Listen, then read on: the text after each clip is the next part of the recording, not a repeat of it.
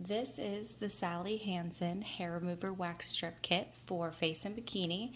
And so it has 3 different sizes in here. And the directions are you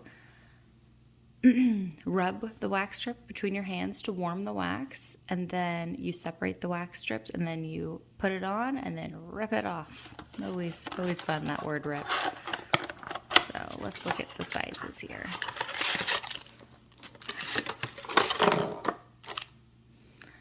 So here's the finishing oil, so this gets any residue of the wax off that you can use on a Q-tip. And then right here, maybe if it lets me open it,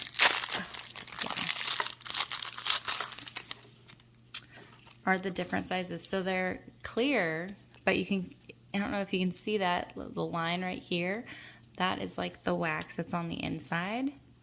And they're just different sizes of how you put it on. So like this one right here tears in half, and then that makes the 2.